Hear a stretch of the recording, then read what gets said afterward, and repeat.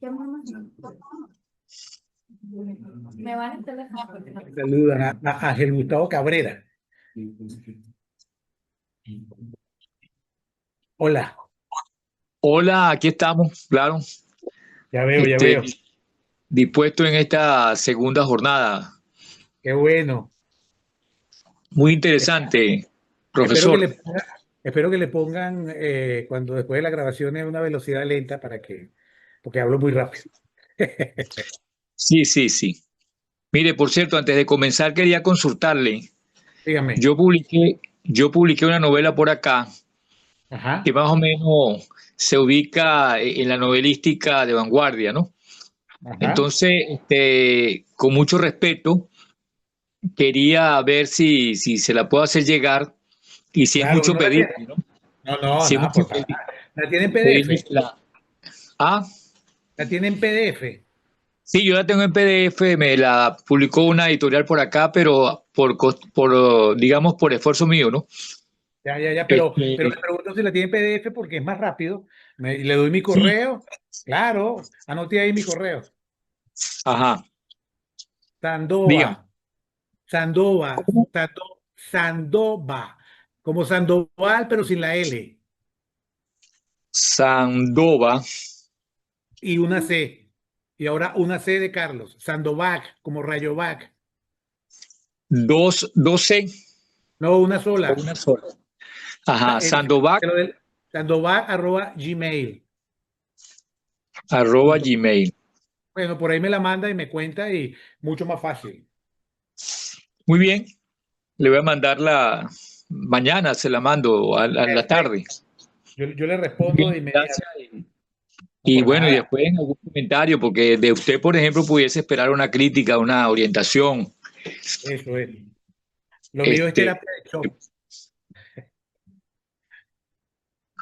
¿Cómo?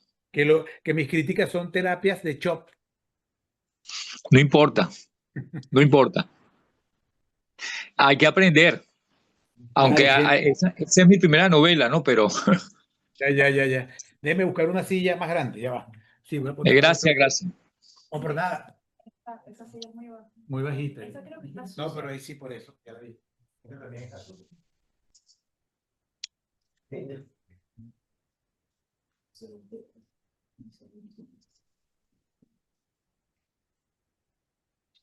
Bueno, tú me dices, Daniela. Bueno, sí, podemos esperar. Así yo repaso.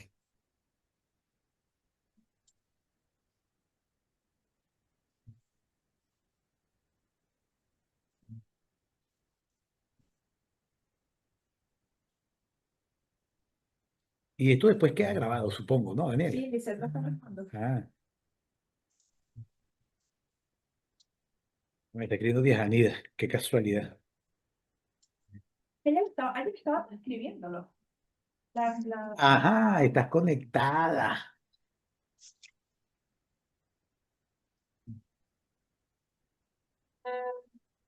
También está Dimuro, otra que fue alumna. Hola.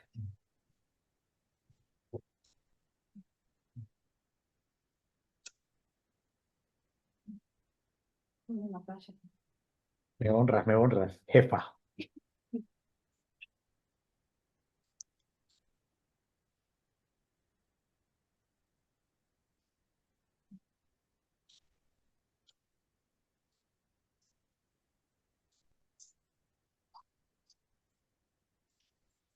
Daniela, una preguntita. ¿No hay un sitio por aquí cerca después para imprimir una hoja? No, o Sí. sea, está la copistería aquí mismo. Ah, ya, ya. No, en el Palacio de Anaya. Porque cuando terminemos, estará abierto. Sí. Eso.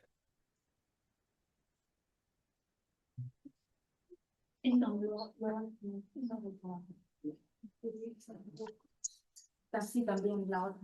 En caso de que se nos vaya a hacer. Sí, sí, no solo. Pero la necesitas para hoy. Sí, pero no para ahorita. Ah, vale. Sí, una persona con la que-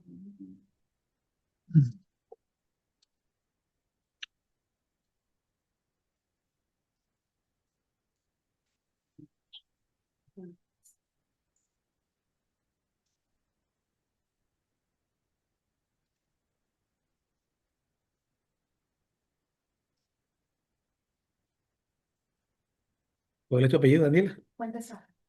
Fuentes. Aja. Aja. Dijo. De ajo. Más o menos. Mira, aquí tengo una exalumna tuya que te recuerda con mucho cariño y afecto, que se llama Daniela Fuentes. Aja.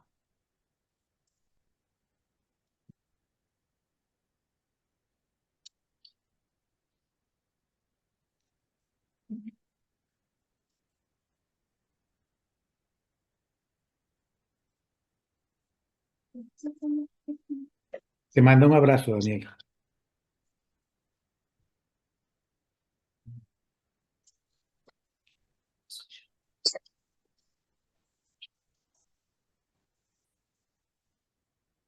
Bueno, tú me dices, Daniela.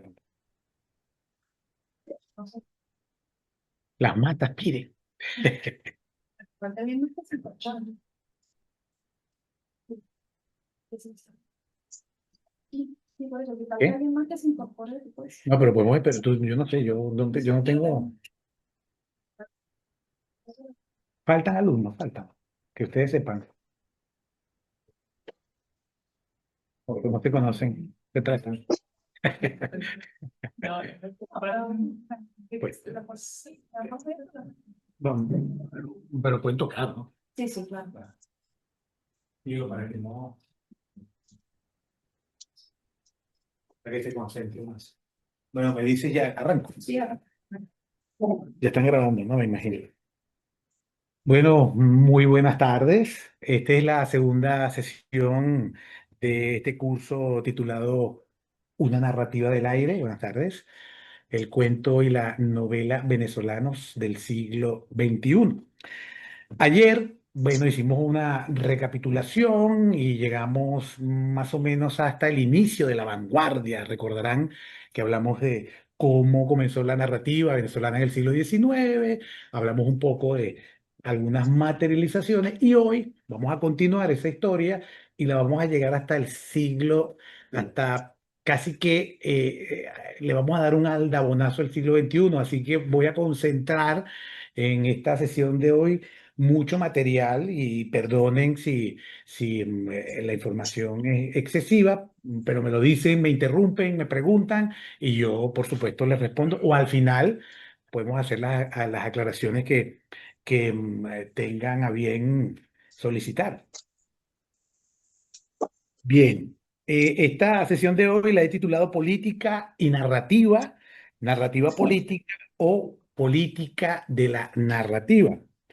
Resulta que en el caso de la narrativa venezolana, y diré que de buena parte de la narrativa latinoamericana, de buena parte, no quiere decir que esto ocurra en todos los contextos nacionales de América Latina, pero en el caso de Venezuela, durante mucho tiempo, la narrativa siempre ha estado adscrita a una necesidad de señalar asuntos que tienen que ver con el contexto. Es decir, es una narrativa que ha estado casi siempre vinculada al realismo, al naturalismo y generalmente ha sido mal utilizada en algunos momentos puntuales, ha sido mal utilizada porque se le ha tomado como un vehículo para difundir posturas políticas declaradamente eh, que contradicen un poco la condición estética de la novela y también porque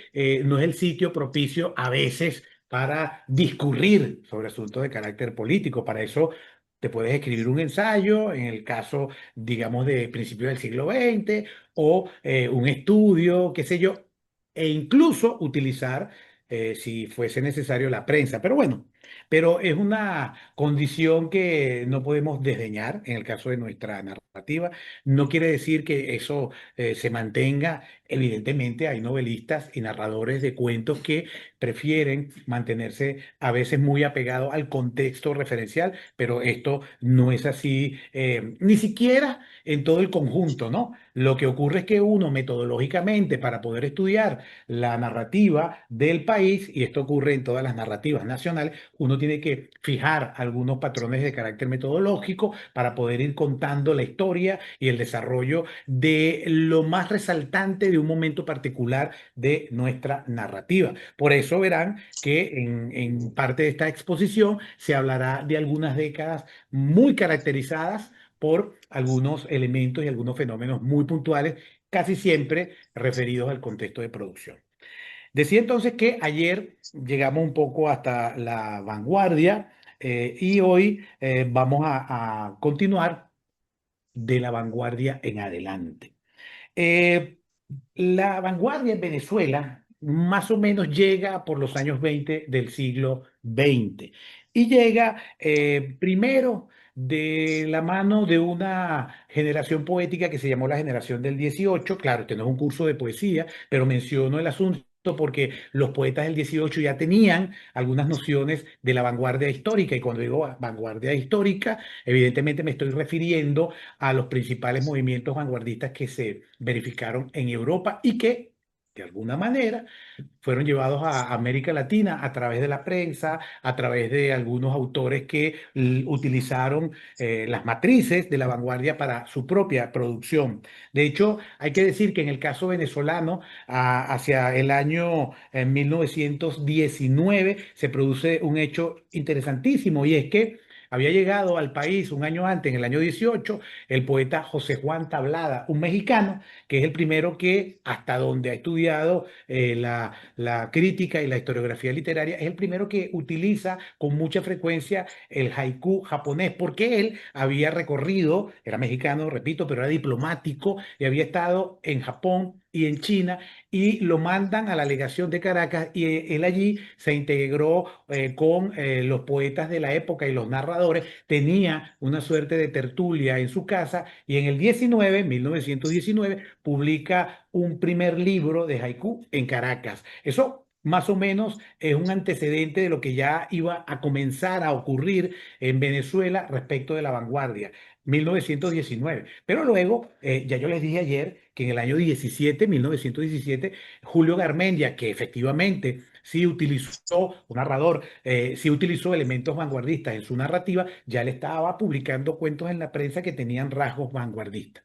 Pero luego, ya en el 20, en la década del 20, se produce pues la eclosión de la vanguardia propiamente tal, básicamente en el año 28, que es un año oficialmente considerado como el año de la inauguración de la vanguardia, porque en ese año, insisto, ya había antecedentes, el año 24, se lo cité ayer, de Blas Millán, el año 25 del propio Blas Millán, con sus narraciones, cuentos frívolos, otros cuentos frívolos, y luego la radiografía y otros relatos, por citar un caso. Y en el año 27, 1927, el propio Julio Garmendia publicó su luminoso libro La tienda de muñecos, que es un libro que marca también la entrada de la vanguardia formal en nuestra narrativa. Pero el año 28, ¿por qué se convierte en el año, digamos, más importante para la vanguardia venezolana? Porque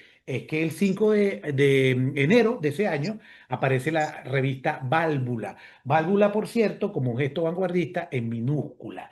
Pero el año 28 también es el año de la llamada generación del 28, que no solamente tiene que ver con la denominación para la literatura, sino con una generación política que marcó profundamente la vida venezolana, porque casi todos los narradores y políticos, algunos tenían la doble condición, porque uno de los políticos más representativos de la generación del 28, que llegó a ser presidente de Venezuela en un par de oportunidades, en dos circunstancias muy puntuales, Rómulo Betancourt, incluso comenzó escribiendo cuentos en la prensa, para citar un caso paradigmático.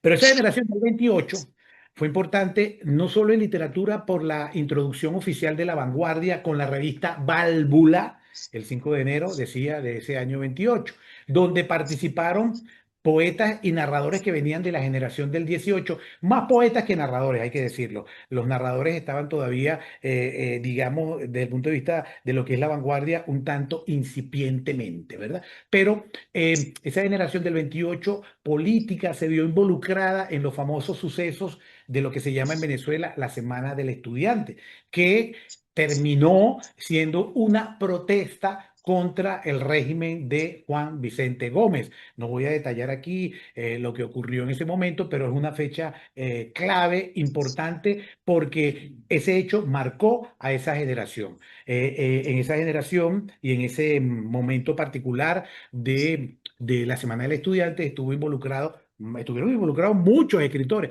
y el más joven, se ha dicho, era un escritor que luego marcaría también algunos puntos importantes en el desarrollo de nuestra narrativa, que fue Guillermo Meneses, quien tenía apenas 16 años y estudiaba todavía en el liceo, es decir, en lo que aquí llaman la ESO. Era un chico muy joven, era como el Benjamín de esa manifestación. Esa manifestación entonces llevó luego, andando el tiempo, a esos políticos a ocupar cargos importantes en la política venezolana, y a la generación del 28 la convirtió vanguardistamente en importante, porque el mismo año 28, también lo dijimos ayer un poco de pasada, se publica el libro de cuentos, pero ya hacia septiembre, si mal no recuerdo, el libro de cuentos de Arturo Uslar Pietri, Barrabás y otros relatos, donde hay relatos que no son propiamente vanguardistas, pero otros sí tienen ya la marca del vanguardismo. Y esta vanguardia es interesante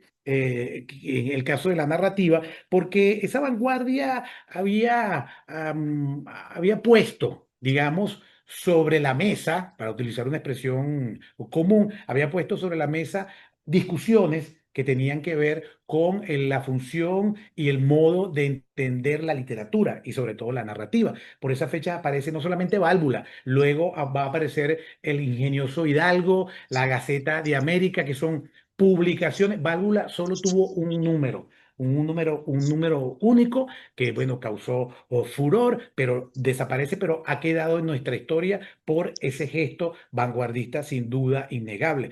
Pero hubo otras publicaciones y los narradores siguieron escribiendo textos vanguardistas, y no hay que olvidar en este contexto, aunque Válvula es del año 28, ya antes hubo una revista que duró mucho tiempo y que después terminó transformándose en una publicación más de farándula, más de cosas más frívolas, que fue la revista Élite. Pero la revista Élite, cuando se funda y aparece en 1925, de algún modo se va a transformar en sus primeros años en el vehículo que visibilizó muchos textos de carácter vanguardista. Esta situación, ¿verdad?, hace que lleguemos luego, hubo como años milagrosos en el caso de la historia de la vanguardia de Venezuela. Ya dije el año 28, pero en el año 31 es un año particularmente importante, porque en ese año aparece publicada la primera novela de Arturo Uslar Pietri, Las Lanzas Coloradas, y también una novela que en ese momento pasó totalmente desapercibida, que es la novela Cubagua de Enrique Bernardo Núñez. Y como nota agregada a ese mismo año, aparece una novela de Mariano Picón Salas que se titula Odisea de Tierra Firme. Esa pasó también bastante desapercibida, mucho más que Cubagua en ese momento, porque reunían las tres elementos vanguardistas, pero que luego, andando el tiempo, se van incorporando a lo que ha sido la narrativa venezolana de ese periodo del siglo XX. Fíjense que ya ayer hablamos de Gallegos, que Gallegos era el culmen de la novela de la tierra. Gallegos no deja de publicar, evidentemente. Gallegos en esta fecha sigue siendo un autor importante, porque Gallegos, después del año 29, cuando aparece Doña Bárbara, después va a publicar en el año 35 una de sus más importantes novelas desde el punto de vista simbólico, desde el punto de vista de lo que significa, incluso para el propio Gallegos, un paso más en esa elaboración simbólica de lo que es no solamente la condición venezolana, sino diría que parte de la latinoamericana vinculada con el paisaje, que es la novela Canaima. Y no hay que desconocer o hay que recordar que Canaima del año 35 luego va a tener cierto eco en una novela que es muy importante en el desarrollo de la narrativa ya latinoamericana, que es la novela de Alejo Carpentier, Los Pasos Perdidos, que ocurre también en Venezuela. Los Pasos Perdidos se publicó en el año 53, si la memoria no me falla. Entonces, fíjense, Gallego sigue publicando, claro, antes del año 35 habían aparecido otras novelas de Gallegos, pero me interesa este año milagroso del año 31 porque esa novela de Uslar, que fue la que alcanzó mayor resonancia en su momento, reúne elementos de la vanguardia que luego van a ser casi que lugares comunes de lo que vino luego, porque poco a poco la vanguardia se va incorporando en la narrativa venezolana y va a producir ya en los años 40, 50, hasta llegar a los 60, a los años 60 del siglo XX, va a producir no solo autores importantes, sino piezas muy características y muy representativas de lo que es nuestra narrativa. La novela de Uslar reúne elementos que tienen que ver con el surrealismo, reúne elementos que tienen que ver con el tratamiento de la historia venezolana, pero ficcionalizada. Recuerden que les dije ayer que si vamos a hacer un rastreo de la novela histórica en Venezuela, tendríamos que remitirnos a un autor importante del 19, que es Julio Calcaño, que ya escribía novelas históricas. Pero claro, Uslar también está haciendo una novela histórica. De hecho, casi toda la producción de Uslar está muy vinculada a la historia. Es decir, es un anclaje permanente la narrativa de Uslar con la historia de los hechos reales y vividos en el contexto de Venezuela o en el contexto europeo, porque su última novela, La visita en el tiempo, es una novela sobre Juan de Austria. Todas tienen ese rasgo, pero Las Lanzas Coloradas tiene además, aparte de la incorporación de elementos surrealistas, eso de incorporar metáforas muy importantes, muy sutiles, también incorpora elementos que tienen que ver con lo cinematográfico, perdón, que ya él había utilizado en uno de los cuentos de Barrabás y otros relatos. En uno de esos cuentos, ese cuento que es sobre la guerra, ahí hay elementos que tienen que ver con el cine, pero ya se potencian en Las Lanzas Coloradas. Y en adelante Uslar seguirá publicando novelas más de corte histórico, historiográfico, si quieren, pero historiográfico ficcionalizado, pero en el cuento un elemento desdeñado por buena parte de la crítica literaria venezolana. Uslar se va a convertir casi que en un maestro. Digo casi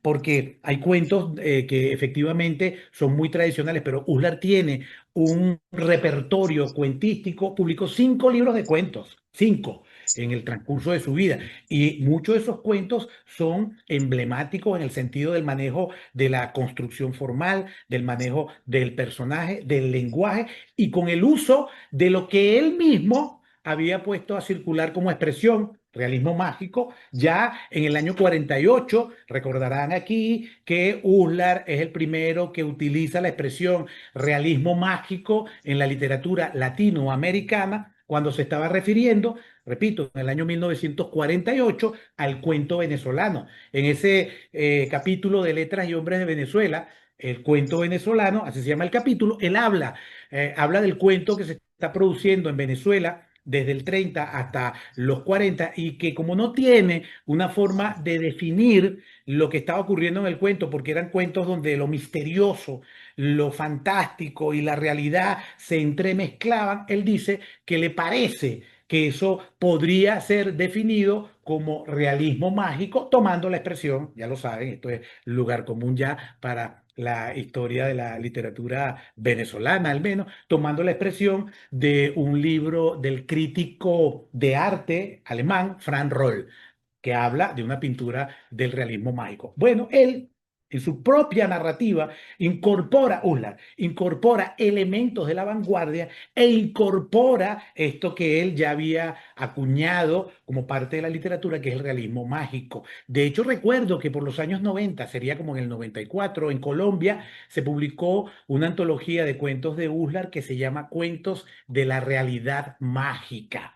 Porque las cosas por su nombre, es decir, Uslar es el primero, y esto puede ser tomado como un acto chauvinista si quieren, pero hay que decirlo, Uslar es el primero que introduce esta expresión en la narrativa latinoamericana, que después, por supuesto, adquirirá mucha resonancia con la novela del año 67 de García Márquez, por supuesto, Cien años de soledad. Pero si algún día les da por revisar los cuentos de Uslar Pietri, vean qué hace Uslar con El Venado, por ejemplo, que es un cuento donde una muerte sucede casi de manera simultánea con la casa de un venado que está siendo el marido de la mujer que está en cama. Y lo que ocurre y el modo como Uslar logra transmitirle al lector la sensación de angustia y luego, cuando sale el disparo, cómo el disparo va rebotando por esos montes y por esas montañas, eso crea una sensación angustiosa. O la siembra de ajos, que es otro de los cuentos de Ullard, que la gente suele citar siempre lluvia, que es verdad que es un gran cuento, La lluvia se llama, porque es un cuento donde hay elementos del realismo mágico, porque uno no sabe, perdón, a los analistas si estaban haciendo algún trabajo sobre eso, uno no sabe si Cacique, el perro, es un perro o es un niño. Allí ya hay esos elementos, pero en la siembra de ajos uno tampoco llega a saber si ese sujeto negro que está allí, porque es un negro, un hombre negro, un mulato, bueno, negro más bien, que está allí, uno no sabe si lo que ocurre en ese cuento es producto de una condición natural del negro o es una actitud que se produce debido al influjo del penetrante olor del ajo. Y este negro venía huyendo de una partida que lo venía persiguiendo.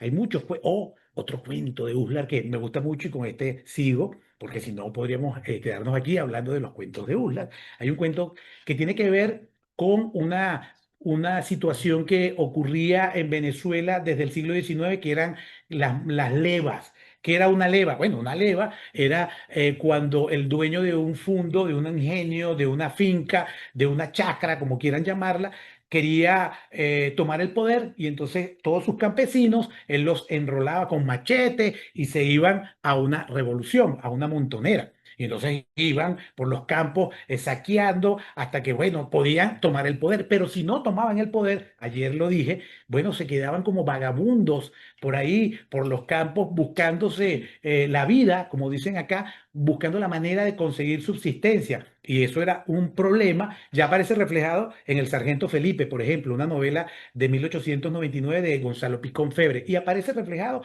en varias otras obras. Bueno, en un cuento de Uslar, yo le cité ayer las hazañas de Chango, Carpio y Siete Cuero, ahí aparece, pero Uslar tiene un cuento que se llama El Rey Samuro, donde esto también está muy bien retratado, porque el general que aparece allí en ese cuento es un general que se afilió mal en una montonera, que no triunfó y quedó haciendo de saltimbanqui por los caminos hasta que lo descubren los del otro bando y bueno, ya imaginarán lo que ocurre.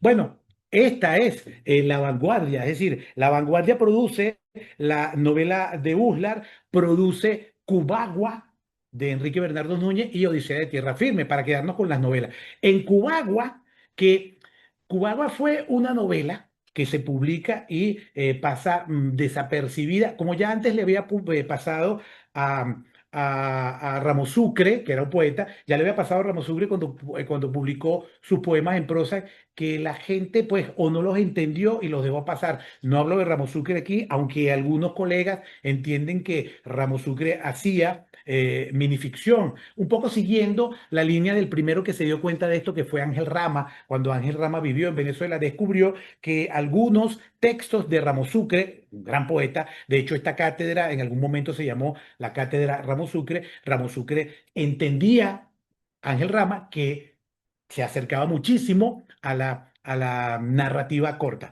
Pero decía que así como pasó con Ramos Sucre, con Cubagua pasó otro tanto. Y la novela, pues, pasó desapercibida hasta los años 60, cuando la generación de los años 70, los narradores de los 70, recuperan la figura y la obra de Enrique Bernardo Núñez, como también recuperaron la de Ramos Sucre, y es allí cuando comienza una revisión de esta novela. Esta novela es una novela que en pocas páginas logra el milagro, cito a Uslar. Uslar dice en Letras y Hombres de Venezuela que en el año 31, aparte de su propia novela, se publicó una novela escrita en la más sabia de las prosas, que es Cubagua. Pero al mismo tiempo, Uslar y los que vinieron luego se dan cuenta de que esa novela logra condensar en pocas páginas una historia de 400 años, utilizando para ello elementos que rozan lo fantástico. Claro, la novela también tiene una interpretación idiosincrásica del país, de la cual no les voy a hablar, pero eso también está allí. Ahí hay un fragmento, un pasaje en la novela que algunos han querido ver incluso como un viaje al inframundo. Es una novela que incorpora entonces el manejo del tiempo narrativo, en combinación con el tiempo cronológico factual, y lo logra. Pasó, insisto, desapercibida, pero hoy día hay que colocarla como un aporte de la vanguardia venezolana. Es verdad que en ese momento no dejó escuela, pero tampoco dejó escuela, hay que decirlo, Julio Garmendia, cuando publica su libro en el año 27, un libro de cuentos fantásticos, no dejó secuelas. Pero ¿qué ocurre? Que después se retoma y uno puede establecer crítica e históricamente una línea narrativa, porque cuando te das cuenta de que Cubagua aparece ese año y en el 27 ya había aparecido la tienda de muñecos, te das cuenta de que por debajo, subterráneamente, poco estudiada, hay una tradición tanto vanguardista previa a lo que sería ya en el año 31, como a lo fantástico en el caso de Julio Garmendia, que ya que lo mencioné, hablo un poquito de él. Y ya termino ahorita este asunto, luego con Mariano Piconzal. En el caso de Julio Garmendia fue un autor que efectivamente utilizó elementos de la vanguardia, pero para subvertir lo que se consideraba hasta ese momento que era un cuento fantástico. Los cuentos fantásticos clásicos del siglo XIX y de principios del XX, incluso los cuentos de Cortázar, ya muy entrado el siglo XX, ¿qué era lo que hacían? Bueno, provocaban una irrupción de un asunto sobrenatural en la vida cotidiana. Y el lector, pero también el personaje, dice la teoría, también se asustaba, ¿no? Se asustaba el lector, no entendía, caía en la trampa, en la sorpresa de lo fantástico, como le pasaba al personaje en el relato. ¿Qué hace Garmendia vanguardísticamente? Bueno, invierte esta relación. Y por ejemplo, en un cuento que se llama El alma, se le aparece el personaje al narrador, se le aparece el diablo haciendo un pacto. ¿Y qué ocurre al final? Asusta, evidentemente, no, no pasa nada. Ya eso, ya saben, en la metamorfosis de Kafka, hay teóricos de la literatura fantástica que lo han explicado. Uno no se sorprende por el hecho de que Gregorio Samsa haya amanecido convertido en un escarabajo, una cucaracha, depende de la traducción que lean, sino que lo que viene después es lo importante en el relato. Bueno, en el caso de Julio Garmendia, el diablo se le aparece y uno no siente ningún tipo de temor, sino que el personaje termina engañando al diablo. Se sale con la suya. Y así, por ese estilo, hay otro cuento muy famoso de ese libro que se llama el difunto Yo, que es también un cuento donde la inversión es el tema del doble, que es un tema clásico de la literatura fantástica. El tema del doble sirve para hacer una especie de parodia y de burla del personaje que aparece allí retratado, que por cierto, como un juego de espejo, se llama Andrés R. Y se escribe R, que es como un palíndromo. Lo lee igual de un lado que de otro. Entonces Julio Garmendia, claro, como vanguardista, utilizó estos elementos. Pero ¿qué ocurre con Mariano Pinzón Salas? Que publica esta novela en el año 31, tampoco tuvo mucha repercusión crítica en ese momento, pero en esa novela ya hay elementos de interpretación siempre de la historia de Venezuela, porque Picón Salas fue sobre todo un ensayista venezolano que escribió libros que reflexionaban sobre nuestra condición colectiva y publicó algunos textos que estaban a medio camino entre lo novelístico y lo ensayístico. Bueno, ya allí en Odisea de Tierra Firme hay esto. Es la historia, una historia que se cuenta allí, pero vinculada con interpretaciones de la historia de Venezuela. Él lo utiliza también en un libro de cuentos de él que se llama algo de huéspedes, ya me vendrá el nombre, en este momento no lo recuerdo, se llama bueno, algo de huéspedes, ya lo recordaré en el transcurso seguro de la tarde.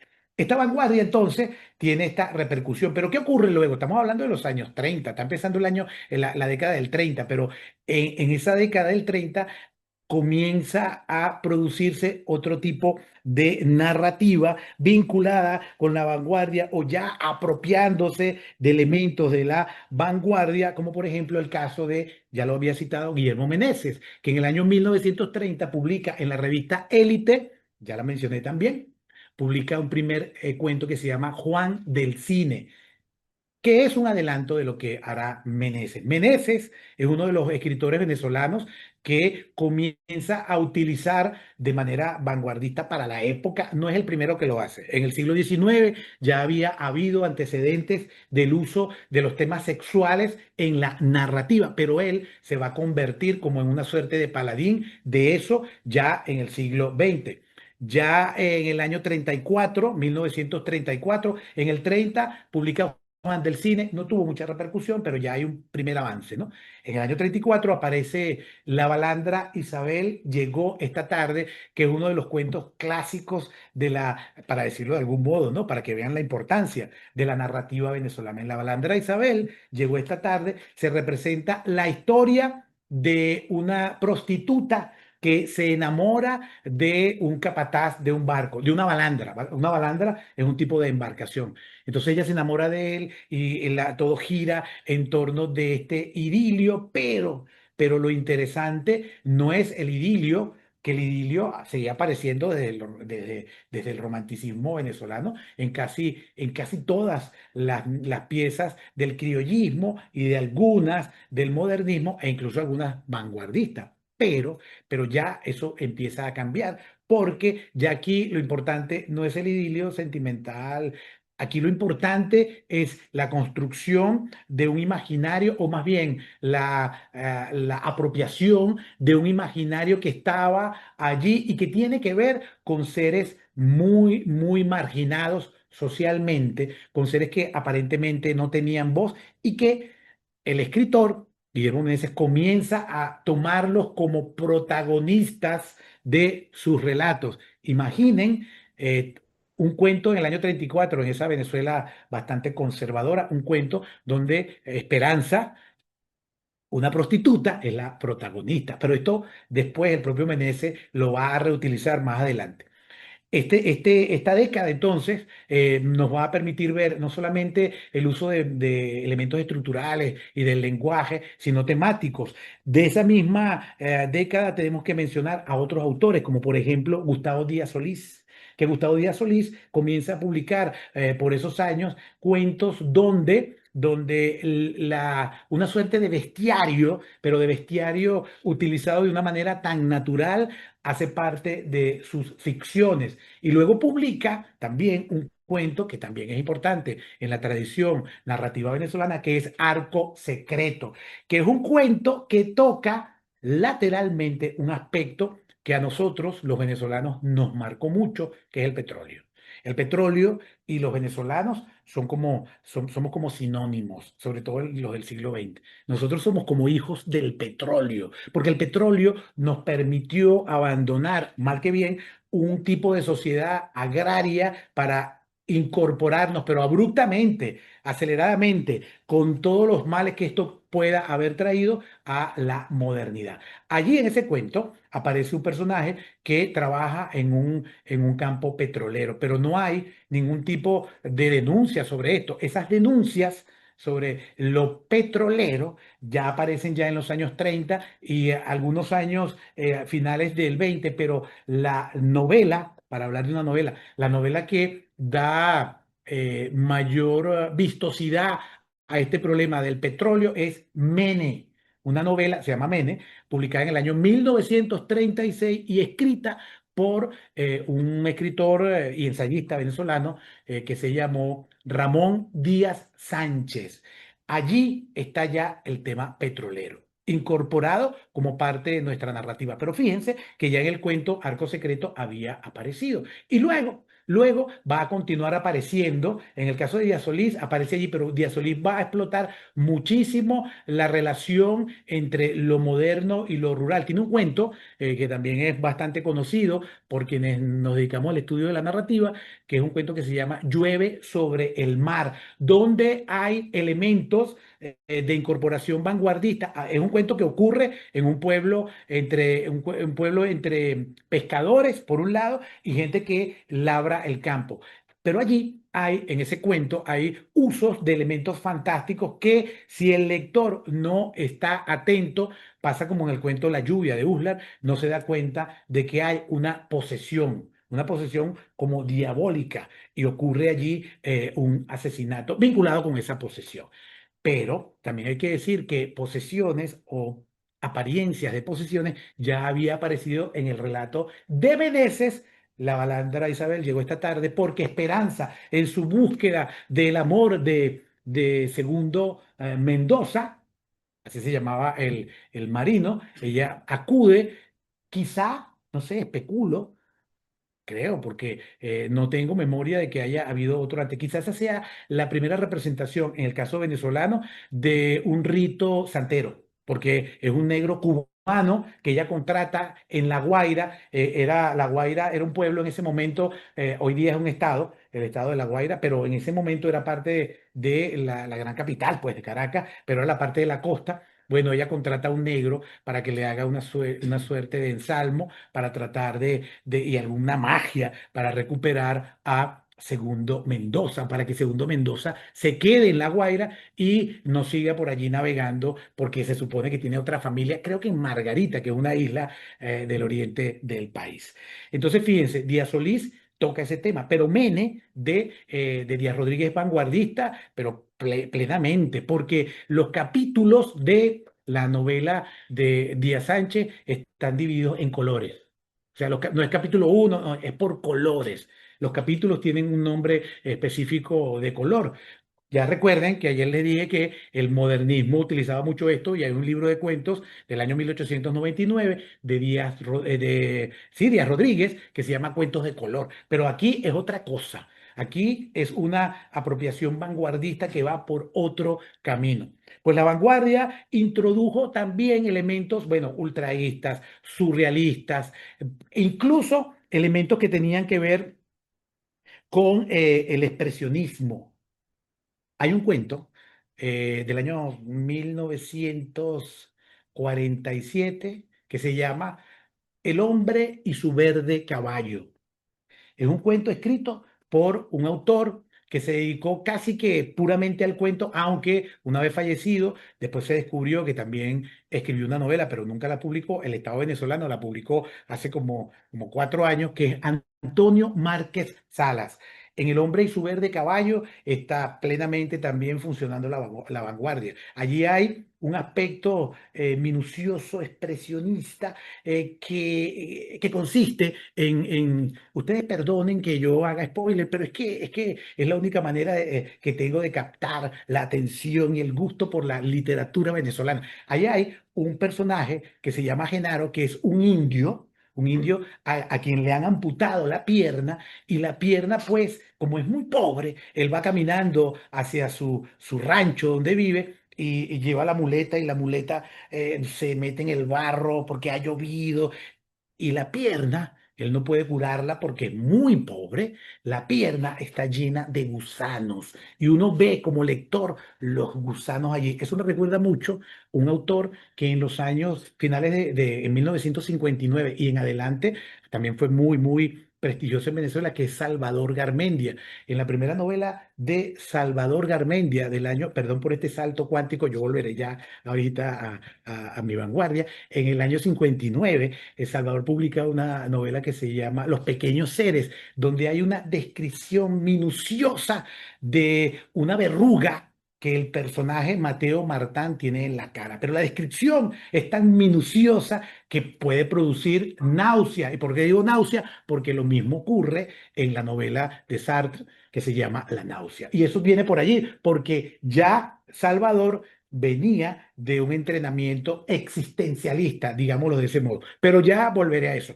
Vuelvo y sigo entonces con Márquez Salas, Gustavo Díaz Solís, Guillermo Meneses, Pedro Berrueta. Son todos autores que incorporan en los años 30 y 40 y hasta el 50 elementos de la vanguardia. Y se produce una eclosión de cuentos y novelas, más cuentos que novelas, porque curiosamente en este periodo, claro, era el reino de gallegos. Era el influjo de gallegos, ya Pocaterra también tenía cierta repercusión novelística, pero en el cuento los escritores, los narradores exploraron mucho más. Por esta época aparecen cuentos que ya forman parte de la tradición venezolana como clásicos, por decirlo de alguna manera.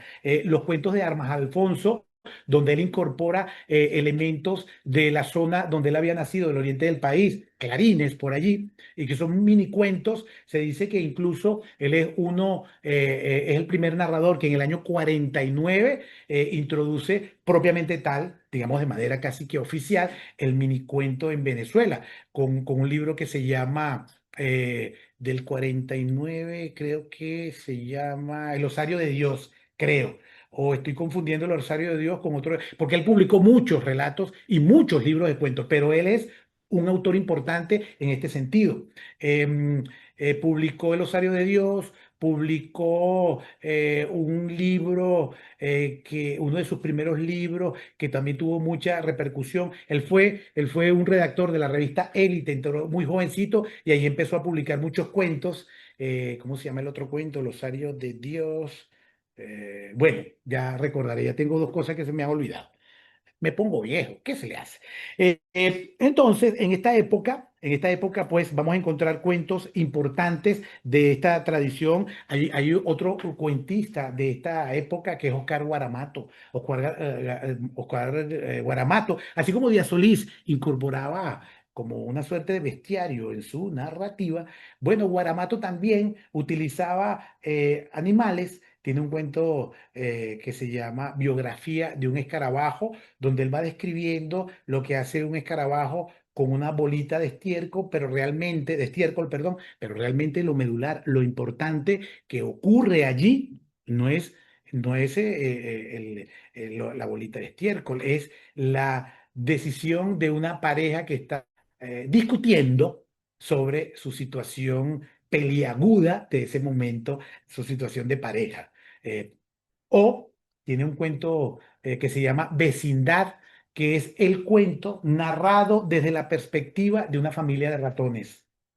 Y entonces los ratones narran lo que ocurre con los humanos allí, ¿no? No es un cuento, cuidado, infantil, aunque evidentemente ha sido incorporado a veces a antología de literatura infantil, pero esa no es la intención del cuento. El cuento más bien lo que quiere es mostrar una relación cotidiana de una familia de clase media, pero a través, insisto, de esta mirada. Luego la vanguardia pues impone sus reales, se apropian los escritores de sus recursos y toda la década desde el 30 hasta el 50, bueno, es una década importante en este sentido, pero ocurren cosas también interesantes. En el año 1951 un prestigioso concurso de cuentos de Venezuela que ya no existe, aunque se reactivó el año pasado, a ver si vuelve la tradición, que es el concurso de cuentos del Nacional. En ese concurso, en el transcurso de ese concurso se han producido o se produjeron muchos escándalos, muchísimos. Uno de los escándalos era, por ejemplo, el hecho de que en algún año, creo que fue en el año 47, no se le dio premio a ningún autor, sino que se dio, porque daban en esa época primero, segundo y tercer premio. No se dio premio a nadie, sino que se dio segundo y tercer premio, y el segundo y el tercer premio no quisieron recogerle.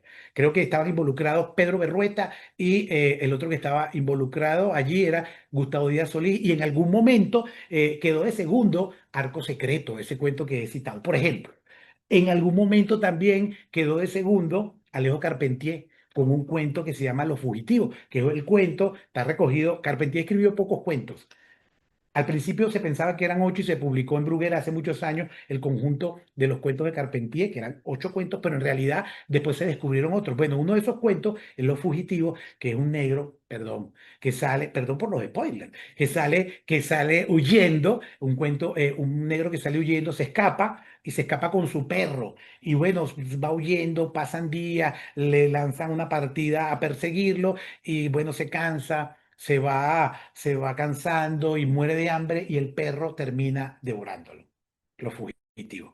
Ese cuento concursó en el concurso de cuentos del Nacional y no ganó.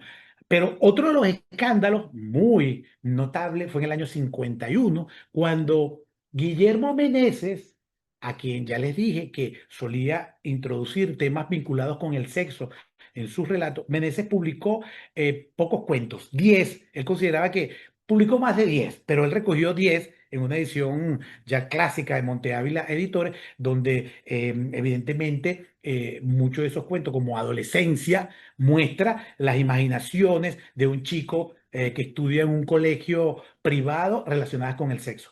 Pero en el 51 se gana el concurso de cuentos del Nacional, Guillermo Meneses, con un cuento que se llama La mano junto al muro. Y ya que estamos hablando de elementos vanguardistas, ahí están incorporados todos. El lenguaje es tan ostensible que parece también parte muy representativa del relato. Es el cuento de una prostituta que es asesinada por uno, por dos o por tres marineros. Esa es una de las discusiones del relato, que les invito a leer en algún momento. Bueno, eso causó un escándalo porque ¿cómo era posible que un concurso tan prestigioso que comenzó a darse en el año 46, cómo era posible que ese periódico prestigioso que era el Nacional premiara un cuento sobre una prostituta? Además, que se solazaba en algunos momentos de esa condición. Algunos críticos han visto en La mano junto al muro una réplica o un retrabajado del mismo cuento de Meneses del año 34, La balandra de Isabel. El hecho es que el cuento hizo que La Religión, un diario religioso, publicara un editorial contra el cuento. Y uno de los autores, perdón, de los jurados, uno de los jurados le respondió al periódico. Uno de los jurados fue Arturo Uslar Pietri y escribió un pequeño texto que se recoge en algunos de los libros de Uslar que se llama Un gran cuento, explicando las razones sobre por qué el jurado, integrado por él, por Miguel Otero Silva y por Alejo Carpentier, por qué habían premiado ese cuento. Ese cuento, sí, de algún modo causó tanta repercusión en Venezuela que, bueno, uno de los más citados y famosos, algunos polémicos dicen que poco leído, no lo sé, pero el hecho es que es un cuento bastante complejo en su estructura y en su adscripción cognitiva. Es verdad, es complejo, pero es entendible. El hecho es que, bueno, ese cuento le permite a Meneses causar este escándalo y además le permite en el año 52 concursar con una novela también compleja donde hay mucho de metaficcional, que es la novela El falso cuaderno de Narciso Espejo, que se gana el concurso. Era importante en ese momento el importante concurso de novela Arístides Rojas, nombre de un célebre letrado del siglo XIX. Se gana ese concurso y fue escandaloso también porque el que quedó de primer finalista fue Rómulo Gallegos, con una novela que se llama La brizna de paja en el viento. Otro escándalo. Y luego el escándalo mayor porque la novela es muy compleja. El falso cuaderno de Narciso Espejo, que es una novela metaficcional. Aprovecho para señalar que la novela no se publicó en el año 52. Todos los manuales, casi todos, menos Julio Miranda, señalan que la novela se publicó en el 52. No, se ganó el concurso en el año 52, pero realmente se publica hacia fines de 1953. Lo tuve que investigar en algún momento cuando estaba haciendo un trabajo sobre esta novela. En fin, el hecho es que, ¿verdad? El año 50, la década del 50 produce estos fenómenos y por supuesto se está produciendo una narrativa importante.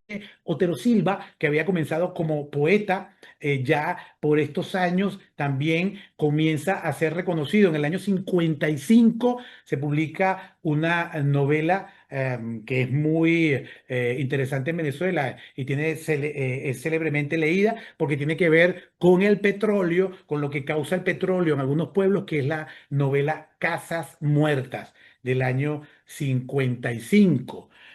Luego, en el año 61, va a publicar Oficina número uno, Miguel Otero Silva, que es una novela ya plenamente sobre el tema petrolero, insisto, que es parte connatural de los venezolanos, el petróleo.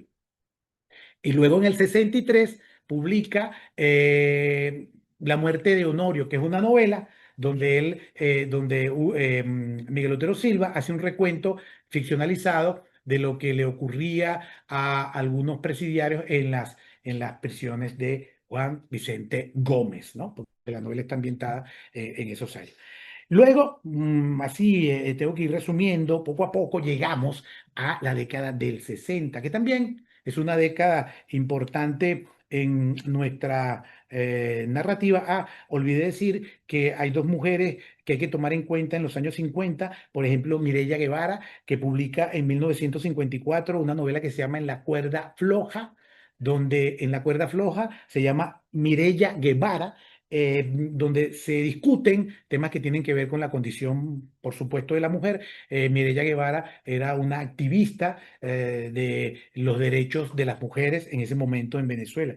Y está también por allí una cuentista que tiene mucha repercusión, sobre todo en los últimos años, en los años finales del siglo XX se le rescató mucho, la crítica la rescató mucho, que es Dinora Ramos. Dinora con H, Ramos. No se sabe si es un seudónimo o no. Bueno, le dejo el dato allí a los que quieran investigar. Llegamos a la década violenta, que es la década de los años 60. ¿Por qué se llama década violenta a este periodo?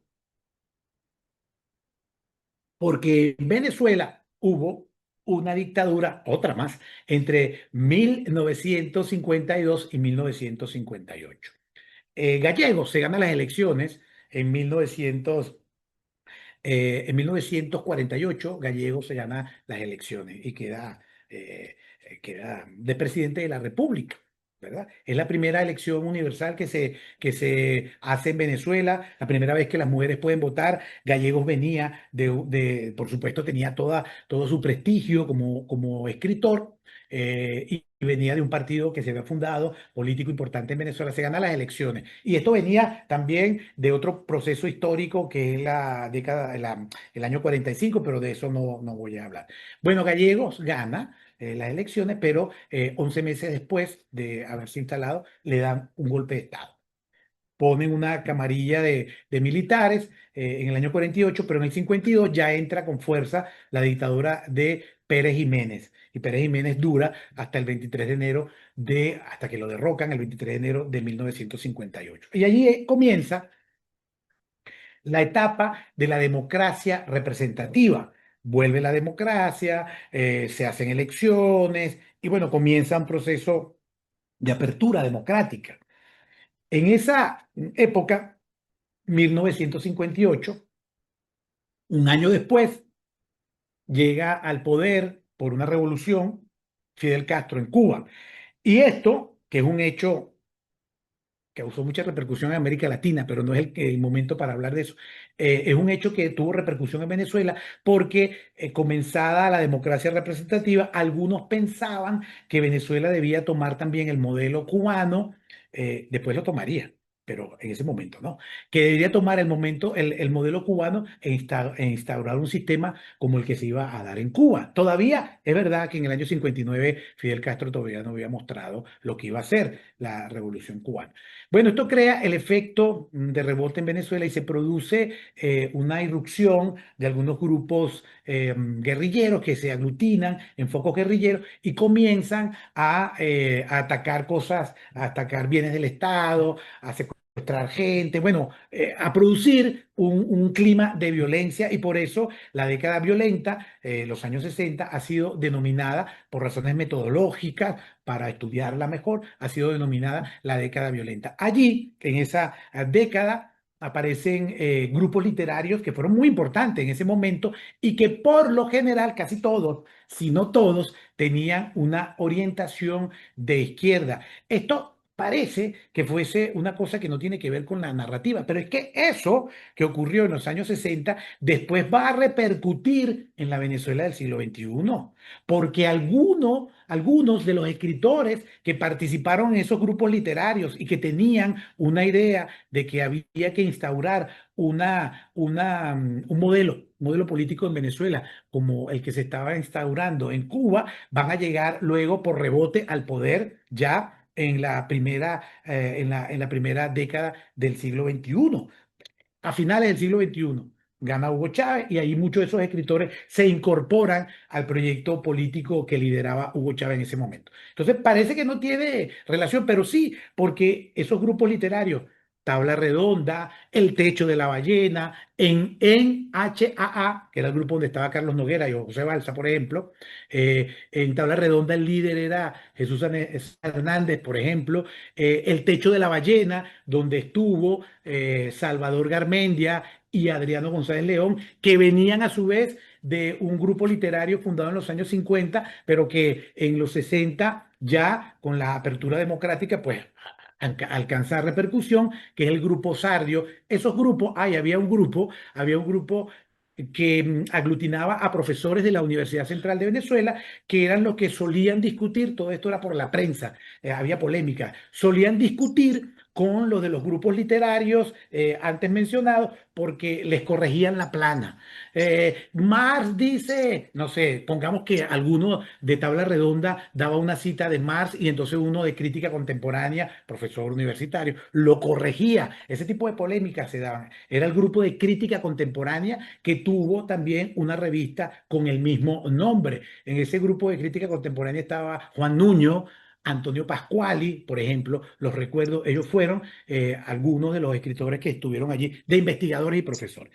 El hecho es que en los años 60, pues aparece la lucha guerrillera. La lucha guerrillera se va a transformar en un tema recurrente, recurrentísimo en nuestra narrativa, al punto de que casi todos los autores que en ese momento se dan a conocer y que comienzan a publicar sus primeros trabajos narrativos tenían que hacer algún tipo de referencia, bien sea por los personajes o por el contexto sobre este problema que se estaba presentando. Diré más, en el año 1968, Adriano González León se gana el prestigioso concurso Biblioteca Breve. Fue el venezolano que alcanzó a llegar al boom, los rasguñó allí, estuvo un rato siendo parte del boom. Bueno, Adriano publica la novela País Portátil, que se gana este premio, donde el tema guerrillero ocupa lugar importante, pero más que eso, el tema de la violencia en Venezuela,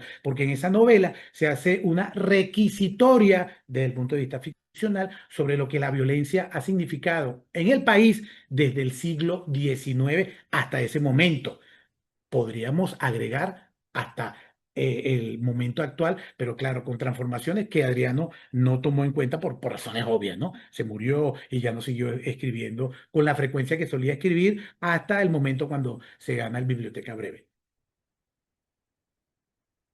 Este tema, entonces, de la guerrilla va a aparecer con mucha frecuencia y es la década de aparición de importantes escritores, aparte de Adriano, que tenía antes un tipo de narrativa muy vinculada con elementos del surrealismo, muy plástica, por ejemplo, Hombre que daba sed, que es un volumen de cuentos, por citar un caso, y luego ya, después que publica la novela, siguió publicando poco, pero algunas cosas que se alejan mucho de esa propuesta totalmente vanguardista. La novela de Adriano tiene elementos de hecho, en Venezuela hay algunos críticos que trabajan, algunos historiadores y críticos de literatura venezolana, que trabajan esta etapa como de la neovanguardia, porque es la apropiación ya más palmaria de lo que ya venían haciendo poco a poco los autores desde finales de los 30 hasta ese momento. Ya aquí la estructura, la ruptura de los planos narrativos es obvia, el calco de la oralidad como parte de la representación de la simultaneidad del contexto, ya todo eso está allí incorporado. E incluso los saltos temporales para tratar de dar cuenta de una situación particular del modo de ser venezolano. Bueno, esa década del 60 produjo la narrativa no solamente de Adriano, sino la narrativa, allí comenzaron a publicar Adriano, González León, Carlos Noguera, José Balsa, quien todavía sigue escribiendo, vive en Caracas, todavía él sigue produciendo, ahora más ensayos que narrativa. Es la época de Salvador Garmendia, ya lo he mencionado, en el año 59 publica su primera novela, luego publica casi de seguidilla varias novelas y luego termina de algún modo adjunando de la narrativa mayor y se dedica a la escritura del cuento, donde termina, pienso yo, y pienso esto por razones de investigación, termina transformándose en un gran cuentista. Un cuentista que habría que revisitar. Hace como unos 5 años o 6 años se publicaron 3 tomos monumentales de la narrativa corta de Salvador Garmendia, donde combina el surrealismo con lo fantástico, con la ciencia ficción, con el realismo, con elementos de una apropiación de el modo de ser de las crónicas periodísticas, incorpora todo eso. Bueno, Salvador también surge en esa época, pero todos, casi todos tocaban el tema de la guerrilla, pero por supuesto que había excepciones, porque todos los escritores tampoco es que son como autómatas. En esa época se publicó una novela que ha tenido mucha fortuna en Venezuela, que es la novela de Francisco Maciani, Piedra de Mar, que enseñó a muchos jóvenes a leer. Bueno, no los enseñó, les creó el gusto por la lectura y más aún por la escritura, porque en esa novela se habla de, entre otras cosas, de cómo voy yo a componer una novela, quiero escribir una novela, que es el tema de esa pieza, y después él siguió escribiendo y publicando, Francisco Maciani, y desarrolló una narrativa con aspectos muy puntuales, como por ejemplo el mundo de la adolescencia en su camino hacia la madurez, constreñida esta vida en una clase social muy determinada.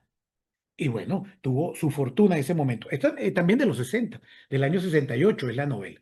Pero esta década entonces dejó eso como saldo, los grupos literarios que después se fueron disolviendo, porque el país ya en la década del 70 cambia, porque el país entra en una vorágine de recursos que le vienen de la renta petrolera y ya no tenía como sentido seguir promoviendo un cambio de carácter político-social cuando había ya un drenaje incluso de dinero hacia la cultura. También hay que decir que se produjo desde el gobierno un episodio, un proceso de pacificación donde muchos de los que estaban en la guerrilla pues se acogieron a esa pacificación y entraron en la vida pública, en la vida política pública, aun cuando quedaron focos de rebeldes que se resistían.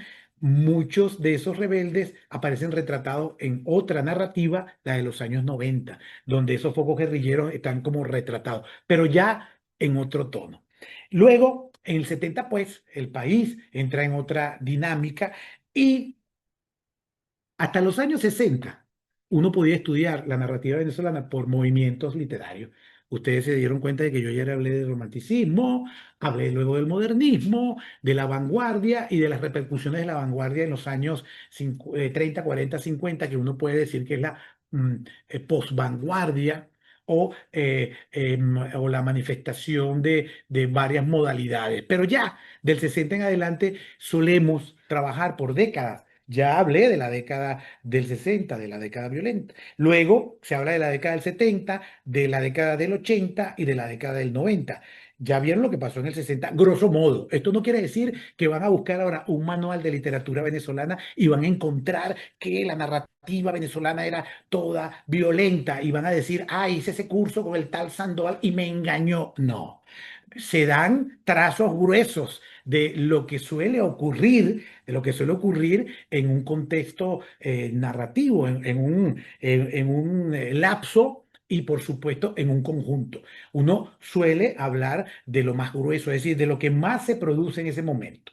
En los años 70, lo que más se producía era narrativa experimental. Y es curioso porque en el año 70, en 1970, que es el último año de la década del 60, em, se gana un concurso muy prestigioso en ese momento, se gana un concurso muy prestigioso, un autor que iba a marcar desde el punto de vista de la confección de la narrativa, sea cuento o novela, iba a marcar toda esa década. Me estoy refiriendo a Luis Brito García, que en 1970 se gana el concurso cubano de Casa de las Américas, insisto, que era muy importante, con un volumen que se llama Rajatabla. ¿Qué es Rajatabla? Rajatabla es un conjunto de relatos donde hay mini cuentos, hay cuentos un poco más largos, donde hay muchos registros, mucha experimentación.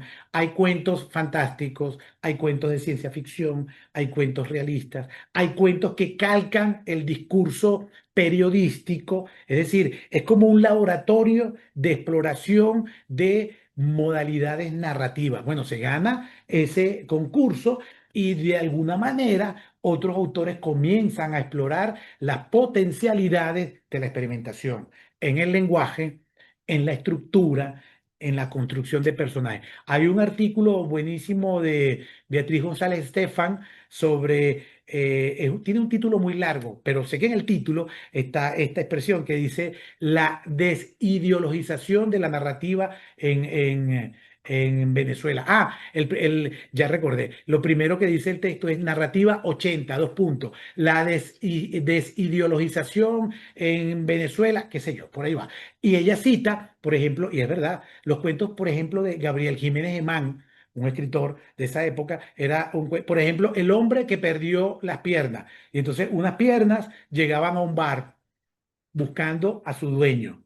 Y pregunta en el bar, las piernas, ¿dónde están? No, no lo hemos visto, por ejemplo, ese tipo de cosas. O cuentos muy, muy experimentales en el lenguaje que a veces los hace incomprensibles, para decirlo lingüísticamente, los hace recalcitrantes, que uno no puede captar qué es lo que está ocurriendo. Bueno, en esa década se experimentó muchísimo.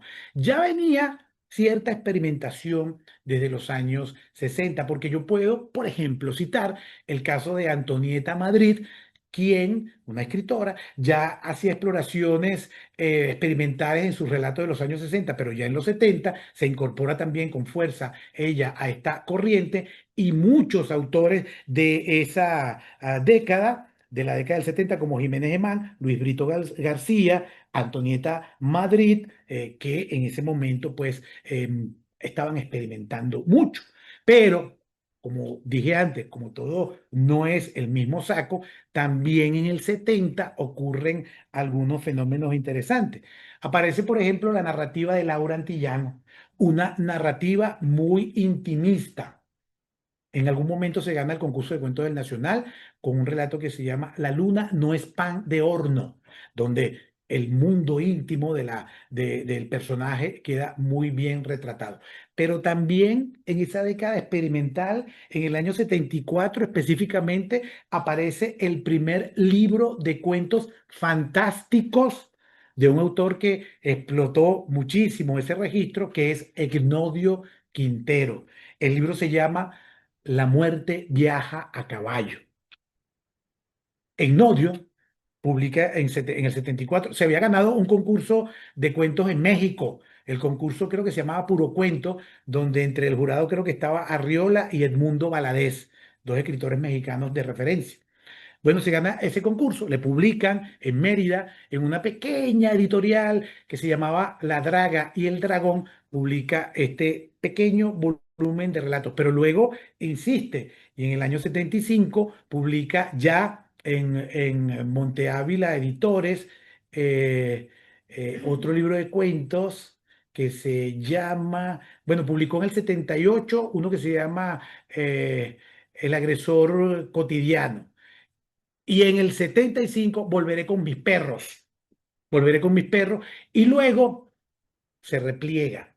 Y durante como 10 años no hizo nada, hasta que en 1978 publica un volumen pequeño donde recoge lo que él consideraba mejor retrabajado de sus primeros volúmenes y cuentos nuevos, que son entre los que escriben literatura fantástica en Venezuela de lo mejor logrado. El libro se llama La línea de la vida, publicado por la editorial Fundarte de Caracas en el año 78. Y de ahí en adelante ya ha mantenido una producción sostenida, primero de cuentos, hasta que él abandona la escritura de cuentos y se pasa para la novela. Pero las novelas, ojo, no son novelas fantásticas. Hay una que es pequeñita, sí, que tiene elementos fantásticos, que se llama El baile, la bailarina de Kashgar, pero otras no, otras ya incorpora otros elementos oníricos, otras cosas. Ha escrito muchísimo en Nodio Quintero. Su última novela, recientemente publicada, se llama El dictador. Ya me imagino que se harán una composición de por dónde va este tipo de narrativa, a la que llegaremos en algún momento. Aparece entonces Quintero, que no era experimentador, ¿verdad? Aparece, ya dije, Laura Antillano, y se produce la eclosión de un tipo, ya existía, ya les he dicho que la literatura, la narrativa histórica en Venezuela existe del siglo XIX, pero aquí se potencia en grado sumo, al punto de que este narrador llega a convertirse en el país en un bestseller, porque la gente lo leía para aprender historia, tal cual, para aprender un tipo de historia. Además, se decía que él contaba la historia verdadera de los hechos que habían ocurrido en Venezuela, sobre los héroes solares, Bolívar, Páez, Boves. Boves era un problemático, pero fue un héroe en su momento. Me estoy refiriendo a Francisco Herrera Luque.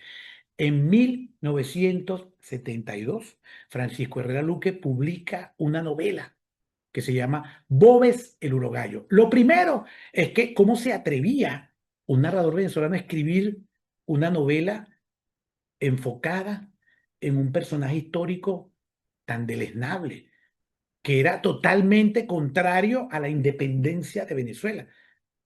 José Tomás Boves, pero hay que recordar, entre otras cosas, que a Boves ya lo había mencionado Juan Vicente González, un narrador, perdón, un historiador y ensayista venezolano del siglo XIX, y había dicho que ese era el primer caudillo de la democracia venezolana. Claro que era realista. Vivía en el llano, había nacido aquí en Asturias, en España, pero vivía en el llano, por ahí por Calabozo, en la zona de los llanos centrales de Venezuela. Y de allí se convirtió en el azote de Dios, el azote sí, de los mortales, porque armó un ejército con desarrapados que puso en jaque la independencia. Bueno, Herrera Luque escribe, no es una biografía, es una novela sobre José Tomás Boves. Claro, hay que decir que Francisco Herrera Luque, quien había sido, ya murió, había sido un médico psiquiatra que había estudiado además lo que él llamaba la psicopatía del venezolano en ensayos. Él había publicado y él tenía una teoría de interpretación del comportamiento del venezolano a través de esta interpretación psicopática. Y había escrito, insisto, un ensayo que se llama Los viajeros de India, había escrito otro que se llama La huella perenne, ensayos, pero había sido polémico pero en un medio más o menos reducido, en el medio de los médicos, de los psiquiatras, de los ensayistas. Algunos lo trataban despectivamente, pero cuando publica esta novela, pues se convierte de inmediato en un autor muy leído. La novela, el primer año tuvo 5 ediciones, una cosa insólita en Venezuela. Vendió la primera edición 5.000 ejemplares. En Venezuela generalmente las ediciones eran de 1.000 ejemplares. Este hombre vendió 5.000 ejemplares y de ahí en adelante comenzó una producción de novelas históricas escritas a su modo, con algunas fallas estructurales, todo hay que decirlo, con algunas fallas incluso de lenguaje, pero tenía mucha potencia porque la anécdota y la interpretación de lo que él llamaba la historia fabulada, bueno, captó mucho público. Yo insisto y digo que tiene que ver a veces con el hecho de que muchos leían en esas novelas parte de la historia de Venezuela. Es decir, que leían las novelas, se entretenían, pero también sentían que estaban aprendiendo historia.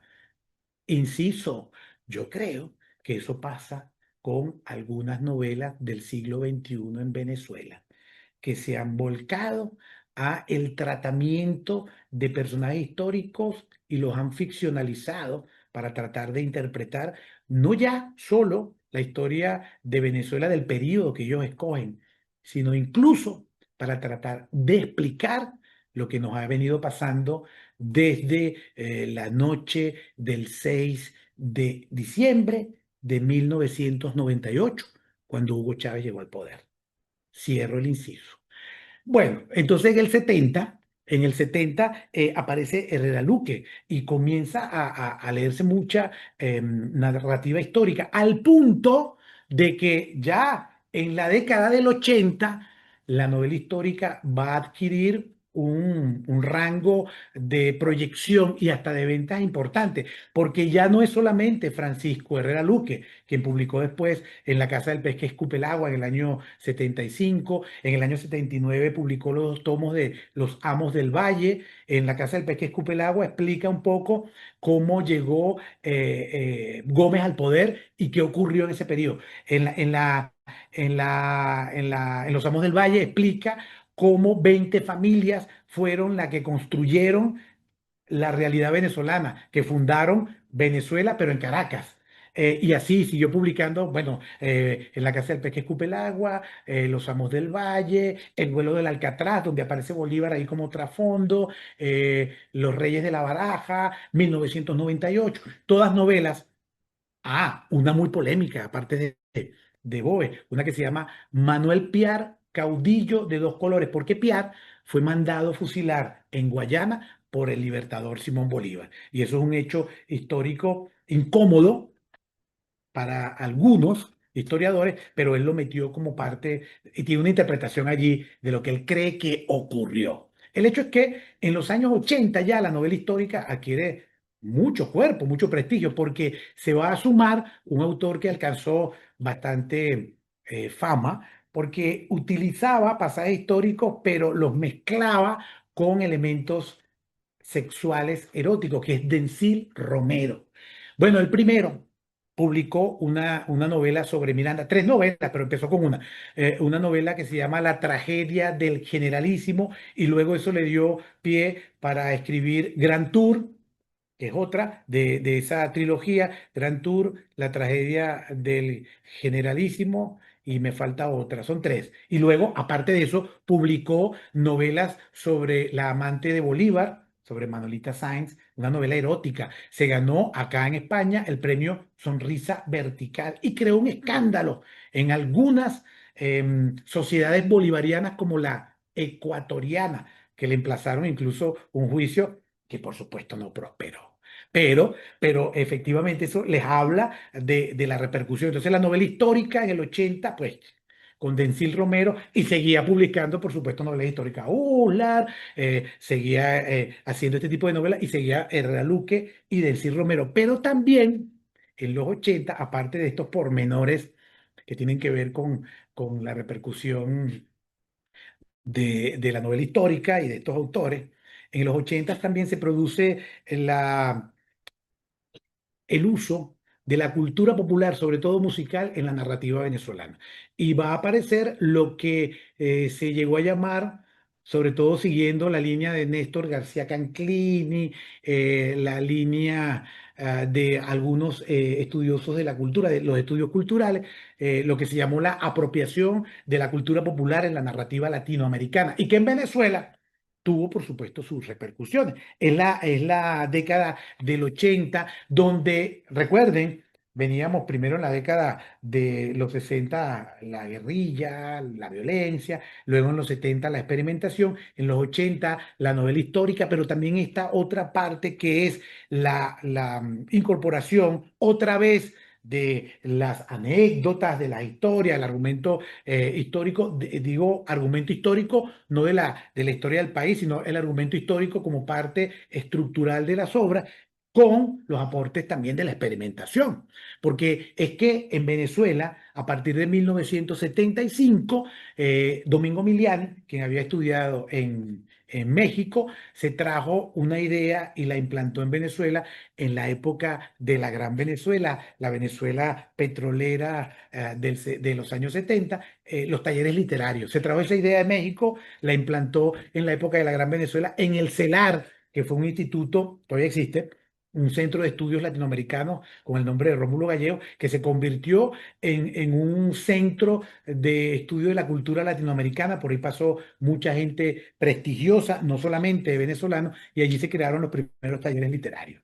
Y esos talleres literarios produjeron, no quiero decir que la narrativa de los 80 es producto de los talleres, no, pero creó una nueva, un nuevo grupo o un nuevo impulso para la asunción de la escritura, de la narrativa, sobre todo como un trabajo de disciplina y de sistematicidad. Bueno, el hecho es que algunos que pasaron por esos talleres o que venían de otras áreas en los años 80 se montan en el asunto de recoger los elementos de la cultura popular, sobre todo del bolero, del rock, de la salsa, lo que se llama salsa en América Latina, que es una mezcla variopinta, que tiene como base el ritmo cubano, bueno, y que se agrupa bajo un paraguas general. Bueno, esos autores comenzaron a explotar eso. Y comenzaron también a recuperar algo que ya había trabajado Meneses cuando utilizaba seres marginados de la sociedad, como por ejemplo un pelotero, la prostituta, de la cual les hablé. Meneses tenía una novela, o tiene una novela del año 1939 que se llama Campeones, que es una novela sobre un pelotero, un boxeador y otros personajes medio marginales que llegaban a Caracas y a buscarse la vida. Bueno, eso se vuelve a recuperar en los años 80. El propio Salvador Garmendia, ya desde los 50, finales de los 50 y en los 60, venía recuperando también estas voces marginales, ¿no? Un poco de la cultura venezolana. Pero eso se va a mezclar con esto que se llamaba la apropiación de lo popular, y hay novelas y cuentos que se montan en esto. Salvador Garmendia, por cierto, en el año 76 sufrió un un ataque, un embate de parte de cierta clase social y de ciertos intelectuales, porque se atrevió, 1975, a escribir un cuento que se publicó en el papel literario del Nacional, donde el protagonista era un cantante de boleros muy famoso en América Latina, que se llamó Daniel Santos. Claro, no aparece Daniel Santos propiamente tal, pero ¿qué ocurre? Que el cuento se llama El inquieto Anacobero, era el título, bueno, el título del cuento, pero también era el mote que le daban a Daniel Santos. Cuando se publica ese cuento en 1976, otro escándalo, porque la protagonista era una prostituta que trabajaba en un bar de la zona oeste de Caracas, en un barrio popular y populoso que se llama Katia, y allí ella, que había sido una Miss, había participado en un concurso de belleza, la llaman creo que hizo en el concurso participó como Miss Panamá, si mal no recuerdo, pero ahora la llamaban la Tamborito y trabajaba en ese bar de mala muerte, y allí ella tenía un amante que casi todos los días la iba a visitar, que era un militar. un militar, como un coronel, qué sé yo, que le iba a visitar, se sentaba ahí con su uniforme, se abría la charretera y a beber, cerraba el bar y bueno, estaba con la tamborito. Bueno, ese cuento, ambientado allí, pero que hace referencia a Daniel Santos, está contado por dos personajes que recuerdan a otro personaje que recuerda a su vez a Daniel Santos. Bueno, eso causó un escándalo. Hasta un juicio hubo.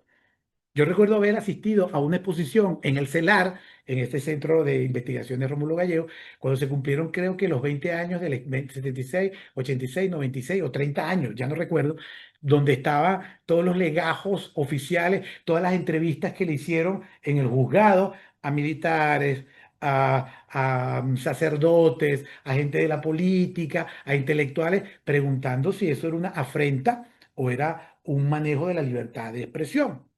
Hasta un libro publicó un intelectual muy importante en Venezuela, Isaac Pardo, historiador y además escritor, él también. Él escribió un libro que se llama Esa palabra no se dice, donde se recoge ese episodio, hablando después de las potencialidades de la literatura. Bueno, esa época, eso fue en el 76, ya eso era como un antecedente de lo que en el 80 ya se transformó en un uso cotidiano. La música aparece muy incorporada a la narrativa de los años 80. En el 80, si mal no recuerdo, se publica un libro de cuentos que se llama Beberes de un ciudadano, de Luis Barrera Linares, donde la rocola, la música popular es importante. Pero también se publican muchos relatos que tenían esto como síntoma o como manifestación importante de lo que se consideraba una posible interpretación de cierta realidad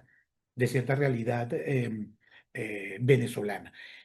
Pero los escándalos continúan. Ya en el año 82, y no tiene que ver directamente con esto, pero es de la época, por lo que venía de los años 70 de la experimentación, en el año 82 se produce otro escándalo en el diario El Nacional, porque se gana el concurso, ya saben, prestigioso del diario, un cuento titulado Edictos, Convictos, Confesos, de Lourdes Sifontes Greco.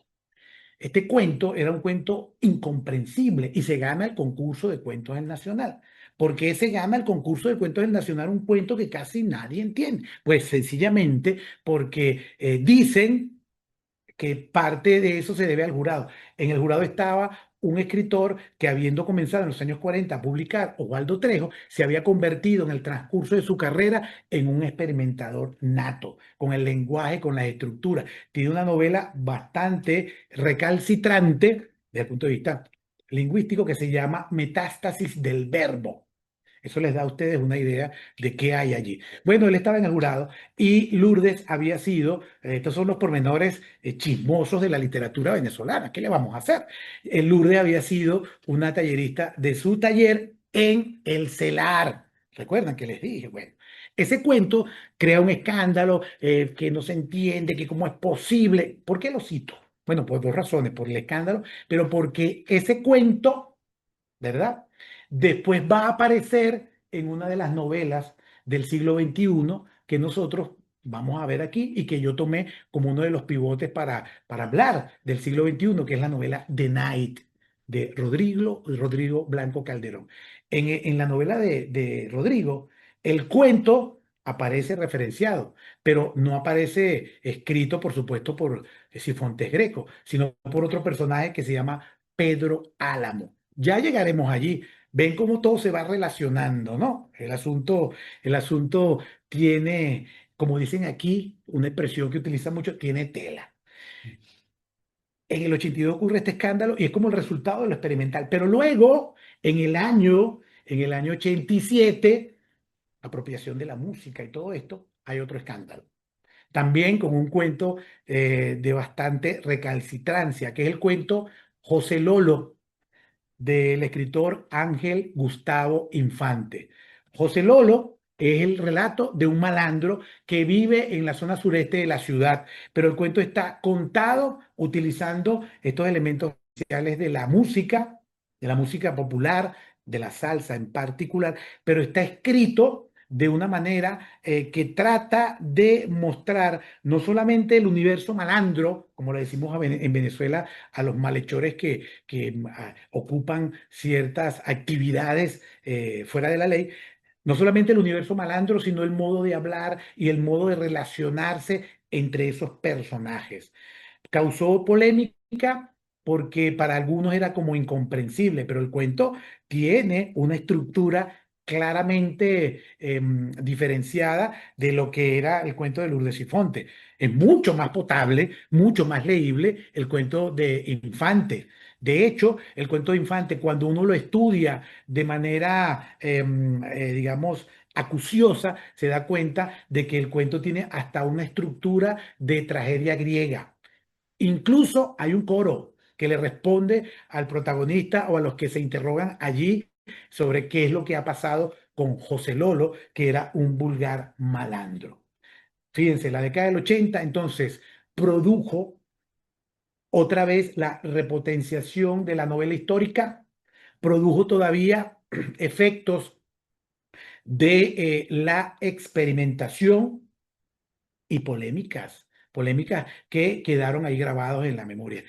En esa misma década, en esa misma década del 80, eh, aparece un autor que todavía sigue publicando, pero que publica en las editoriales que controla el Estado venezolano hoy día, que es lo que ellos llaman la plataforma del libro, pero que a mí me parece un excelente autor.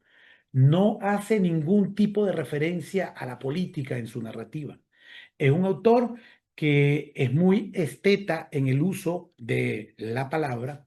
Es un autor que conoce realmente ciertas estructuras de lo mítico y de lo fantástico y ha ido construyendo silenciosamente una obra que en algún momento va a llamar la atención de algún crítico que ponga de lado su posición política. Todo hay que decirlo. La crítica literaria venezolana también se ha politizado por razones obvias. Bueno, algún crítico que ponga en suspenso su ideología política, se va a dar cuenta de que allí hay un material interesante, allí y otros. Me estoy refiriendo a Wilfredo Machado. Wilfredo Machado se gana el concurso de cuentos del Nacional en el año 86, un año antes de la obtención del mismo concurso por Ángel Gustavo Infante con el cuento José Lolo. El relato se llama Contracuerpo. Y Contracuerpo es un relato muy hermoso, muy bien construido, que es como una lectura del uno, ya lo dije, más famosos cuentos de la tradición literaria venezolana, que es La mano junto al muro. ¿Recuerdan ese concurso, ese cuento que se ganó el concurso en el 51, el cuento de Guillermo Meneses? Pero diré más, en Venezuela hay varios tributos a este cuento, al cuento de Meneses, porque sí fue un cuento realmente que creó cierta resonancia. No solamente Contracuerpo de Wilfredo Machado hace una relectura de ese relato, sino que también el cuento de José Balsa, La mujer de espaldas, es una suerte de homenaje a La mano junto al muro. Y también lo es un cuento de Gustavo Luis Carrera que se llama La partida del Aurora. Todo esto es parte de ese periodo. Pero, ¿qué ocurre? Pues ya que ya llegamos a la década de los 90 y sé que están abrumados y cansados, pero tengo que terminar para poder entrar mañana en el siglo XXI. ¿Qué ocurre en la década del 90? Bueno, ocurren varios hechos importantes que tienen que ver con lo que pasa hoy día en Venezuela. Desde el punto de vista social, político y también desde el punto de vista del seno de la narrativa. En la década del 90 aparece un grupo de escritores, como en todas las décadas, pues jóvenes que empiezan a publicar y que, bueno, se unen ya a la tribu literaria o al campo cultural venezolano con sus propuestas. Pero ya no se puede. Fíjense que si podemos hablar en los 60 de la década violenta, en general, en la década del 70 de lo experimental y en la década del 80 lo popular, lo musical, la novela histórica. En los 90 es mucho más difícil porque se había perdido cierto horizonte de especulación social, si quieren, y también se había perdido cierto horizonte de lo que era hacer literatura.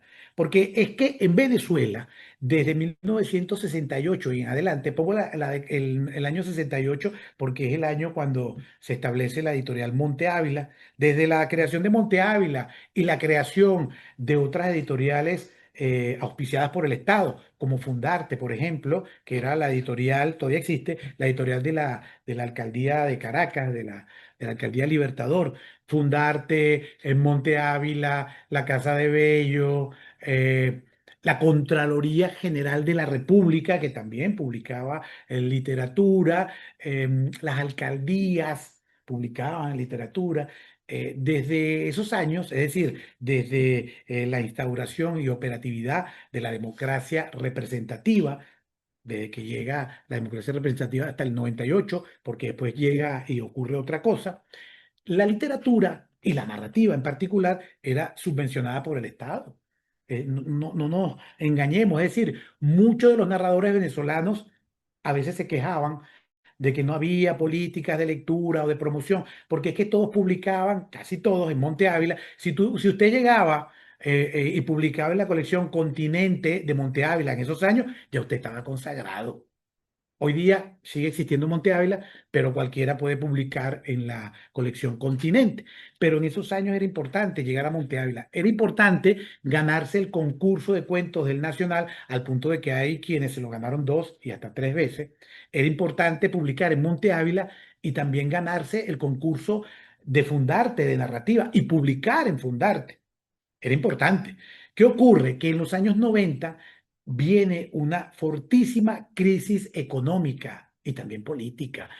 Ya desde 1983, hay que decirlo, Venezuela entró después de aquella Venezuela petrolera de los años 70. En el 83 se produce lo que se llama en Venezuela otro hito, que aparece retratado todo esto en la narrativa, el Viernes Negro, que es el cambio diferencial del dólar. Y ahí empezó pues el traspié.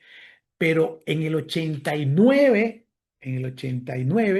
ocurre un hecho que aparece muy retratado, y de eso hablaremos en las próximas sesiones, aparece muy retratado también en la narrativa, que es el Caracazo, que fue la explosión social que casi que da al traste con el recién inaugurado gobierno de Carlos Andrés Pérez II.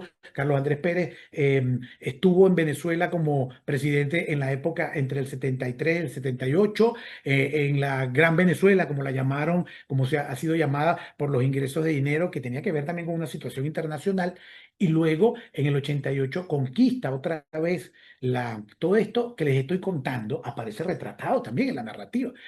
En el 88 gana las elecciones y en febrero del 89 se produce la toma de posesión, y por primera vez la toma de posesión de un presidente se hace fuera del Palacio de Gobierno. Porque es que Carlos Andrés invitó a un montón de mandatarios de toda América Latina y del orbe, los que fueron, incluso a Fidel Castro. En Venezuela eso se llama la coronación. Así lo han llamado los que cubrieron la fuente, y así ha quedado. Bueno, eso aparece también retratado en mucha narrativa. Pero ocurre unos días después de la coronación, el Caracazo, que fue una explosión social que marcó una parte de la vida de los venezolanos, y ahí empezó un poco la debacle. 89. Luego ya llegamos a los 90, y en 1992 Hugo Chávez aparece por primera vez asomando su cabeza por el televisor que todo el mundo estaba viendo a esa hora, porque se produjo el 4 de febrero, algo que yo no había vivido. Y yo nací en los 60. Yo nunca había vivido eso, ni tampoco viví el Caracazo, pero nunca había visto eso. Bueno, Hugo Chávez aparece en la televisión 30 segundos después de un fallido golpe de Estado y entra de inmediato en el imaginario. Y esa entrada hace que aparezca en la narrativa. Eso fue en 1992, el 4 de febrero. Se repite en el 27 de febrero, perdón, de noviembre de ese mismo año. Eso aparece, por ejemplo, les pongo una nota marginal, en la novela de 1995 de José Balsa, después Caracas, pero aparece en otra narrativa, ya veremos.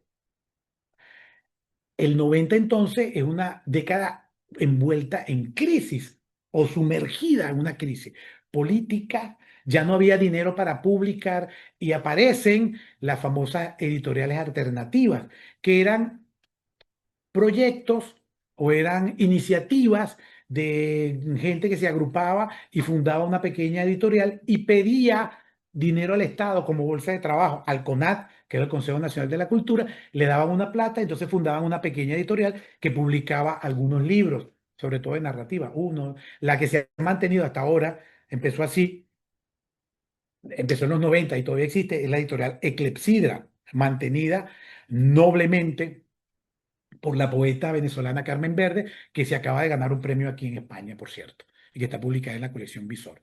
Todavía se mantiene, pero esa empezó también en esa época. Aparece Eclepsidra, aparece Guaraira Repano, aparece la editorial Troya, la editorial Imaginaria, Efímera, la Casa de Asterión, pequeñas editoriales que tuvieron una vida más o menos corta, pero se mantuvieron publicando narrativa, porque ¿qué ocurría? Que el Estado pues cerró el chorro para publicar en Fundarte, en Monte Ávila. No es que no se siguió publicando, sí, pero no en la misma cantidad ni con la misma repercusión. Entonces, en la década de los 90 vamos a encontrar autores que comenzaron a explorar otras variantes de la producción narrativa. Por ejemplo, aparece el relato de aventura. En Venezuela había habido alguna pieza de aventura. En 1896, por recordar, publicó Celestino Peraza Los Piratas de la Sabana, que es una novela que tiene una estructura de una novela de aventura. Pero eso no se practicaba mucho en el país o, como les dije ayer, es una tradición soterrada que todavía está esperando por el crítico o el historiador que la rescate. El hecho es que en el 94 Luis Felipe Castillo se gana el concurso, otra vez, del Nacional con Camino a Escipión, que es un cuento de aventura. Y así vemos que aparece el relato de aventura, pero también aparece un tipo de relato vinculado con lo fantástico, que son los cuentos que produce ya en el año 2000, que es el último año de la década, Israel Centeno, Criaturas de la Noche, inciso o notapié, que aparece retratado también en la novela The Night de Rodrigo Blanco Calderón. Aparece entonces en el 2000 Criaturas de la Noche, pero en esa década aparece el registro policial otra vez, ya en los 80, otra nota marginal, ya había un autor, Marcos Tarre, que había comenzado a publicar novelas de carácter policial, de un asunto complicado en Venezuela, en América Latina en general, porque ustedes saben que es lugar común que las policías en América Latina en general, bueno, en México y en Venezuela, que son las tradiciones que más conozco de este punto de vista, no funcionan muy bien.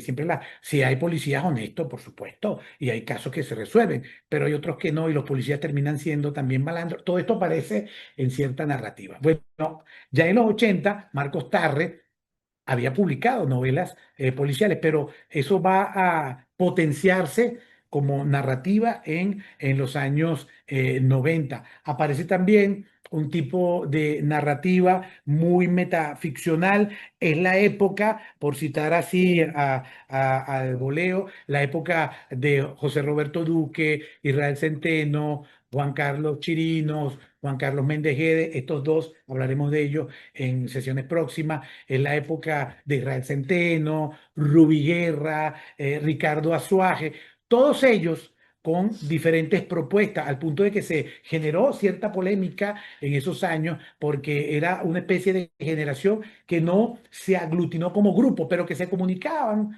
Ya empezaban los correos electrónicos a existir, se comunicaban, se publicaban entre ellos en estas pequeñas editoriales y eso permitió que siguiera la dinámica de la narrativa. Digo que hubo polémicas porque en el año 92 se ganó el concurso de cuentos del Nacional, un narrador que venía de la década del 70, que se llamó Humberto Mata, con un cuento llamado Boquerón, que es un gran cuento, y Luis Barrera Linares en algún momento en el papel literario publicó un texto donde señalaba cómo era la naturaleza de como conjunto, la naturaleza de la narrativa venezolana de los años 90. E Israel Centeno, que era como el capitoste, como la cabeza más visible de esa generación, le respondió a Barrera Linares, pero haciendo referencia a Boquerón, que es un cuento, sí, de los años 90, pero que pertenecía a un autor de otra generación. Bueno, ese tipo de cosas ocurrieron en la década del 90. Aparece con mucha fuerza el tema fantástico, que luego va a ser utilizado en la narrativa posterior, pero como un elemento, no como propiamente un rasgo fantástico, que es como aparece en la novela de 1996 de Israel Centeno, que se llama Exilio en Bovary.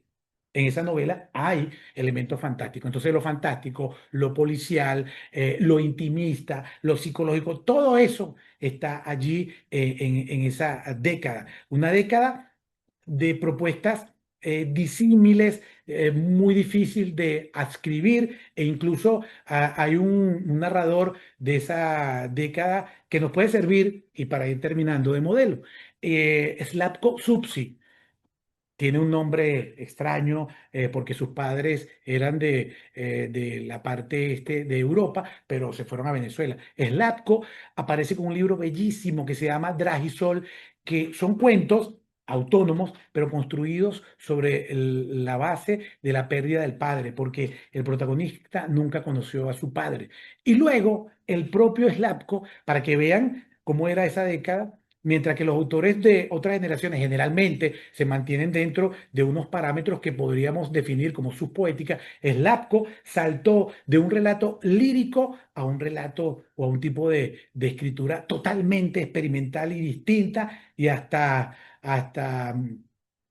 polémica y provocadora, como Barbie. Barbie, que es una novela sobre la Barbie del año 95. Entonces, esa década es problemática por eso, pero allí, en esa década, y con esto termino, y les doy paso si quieren preguntar, en esa década, muchos de esos autores que eran niños o que tuvieron familiares que vivieron la década del 60, muchos de esos autores en sus narrativas, en sus novelas y cuentos, recreaban de manera nostalgiosa, es decir, como que faltaba recuperar ese espíritu, lo que había sido la lucha de los años 60 por cambiar el sistema. Es decir, hacían una valoración positiva de lo que había sido eso. Aparece retratado en una novela, por ejemplo, del año 92, Viste de verde nuestra sombra, de Ricardo Sáez, una novela pequeña. También aparece en una anterior de él mismo, del año 91, que se llama Juana la Roja y Octavio el Sabrio. Sabrio, así tal cual. Ahí aparece esta nostalgia. Y en la primera novela de Israel Centeno, titulada Cayetania, hay también una valoración de esto. Eso luego cambiará. En los propios autores cambiará ya en el siglo XXI, en las propias obras de ellos que después dicen lo contrario. Bueno, lo dejo aquí por hoy. Perdón que fue un poco largo y un poco intenso y excesivamente informativo, pero es que tenía que terminar hasta todo el siglo XX para poder abordar a partir de mañana la médula de este curso. Bueno, si tienen alguna pregunta. En el chat hay 3 preguntas. Yo tenía una pregunta sobre el novelista Ixen Martínez. ¿Dónde lo ubicaba usted? Isen Martínez aparece su primera novela justamente ya casi que en el 2000, creo que en el 99 o 2000, la novela se llama El mono aullador de los manglares. Esa novela se publicó con mucha parafernalia, se hizo una promoción inmensa al punto de que incluso la primera edición tiraron 5.000 ejemplares, pero no causó el revuelo que pretendía causar. Es una novela que habla justamente de algunos asuntos que tienen que ver con el mundo de la televisión, porque Ibsen venía del mundo de la televisión. Ibsen Martínez era un guionista, a veces se le acusa de haber sido el que creó la telenovela, él creó esta telenovela, pero se dicen que él propició que Venezuela cambiara porque todo el mundo veía esa novela, que es la novela Por estas calles. Luego él publica una segunda novela, él era básicamente un cronista. Algunas veces rozaba el ensayo, pero básicamente era un cronista y un dramaturgo. Él era un dramaturgo que llegó a montar varias piezas. Humboldt y Bonpland, taxidermistas, recuerdo, o Los Petroleros Suicidas, que la llegué a ver incluso representada en Caracas. Luego publica el señor Mars no está en casa, que es una novela sobre justamente Carlos Marx. Y después publica una novela que a mí me parece esa y la última, lo mejor logrado de Ibsen, que es la novela Simpatía por King Kong, donde él cuenta otro hecho Sí, medular que aparece muy retratado, ya lo dije, él cuenta el Caracazo. En esa novela de Ibsen Martínez aparece el Caracazo, pero usted entenderá que no podemos hablar de todas las novelas. En el Caracazo, además, él hace uso de la introducción de un personaje que fue muy importante en la farándula venezolana, que había sido cantante de música popular cubano y llegó a Venezuela huyendo de la Revolución Cubana, que es Kiko Mendive. como Kiko vive. Mendive aparece allí retratado en esa novela, pero es una novela sobre el Caracazo. Y la última novela de él, Oil Story, que es una novela Oye, sobre el esto, petróleo, que es una novela sobre el petróleo y que es como una consecuencia de su montaje, Los Petroleros Suicidas. Pero bueno, es un autor que yo creo que debe recogerse sus trabajos porque es verdad que Ibsen dejó piezas importantísimas dentro de la tradición del periodismo en Venezuela. Algunas, repito, rozan el ensayo y como novelista, pues dejó estas novelas que, bueno, que algunos hemos estudiado y que ocupan un puesto en nuestra narrativa. Profe, no sé si gracias. que dejemos las otras dos preguntas para mañana, porque ya estamos sobre la hora y no sé si hay otra clase después, pero quizás sí. Sí, perdón, Entonces, bueno, para mañana. yo estoy anotada, si las Mañana respondo. respondemos porque se prolongó mucho Sí, esto. Hay otra clase en este salón. Mañana respondemos las dos preguntas que quedaron sí, allí. Daniela promete decirlas mañana antes de comenzar la exacto. sesión. Bueno, gracias. Gracias y dígame. Sobre la evaluación. La evaluación, sí, les voy a pedir un pequeño trabajo, les doy las pautas el jueves o viernes, que es el último día, les doy la pauta y la fecha de entrega. No va a ser complicado, porque la idea aquí es, que es una política incluso mía durante toda mi vida académica, la idea es que aprendan y que se vayan con cierto conocimiento y cierto gusto por la literatura venezolana. Y lo que voy a preguntar en el trabajo va a ser relativamente sencillo y no va a ser complicado. Y la fecha de entrega ya me la dirá Daniela, que es la encargada de esas cosas, y ustedes me lo mandarán por correo y yo lo revisaré y les mandaré la vuelta, las notas a vuelta de correo a la coordinadora, que es la profesora Bruña, ¿no? Bueno, bueno, nos vemos mañana. Gracias. Gracias, chao. Chao, Lisette. Cuídese, profe, chao a todos. Gracias. Chao.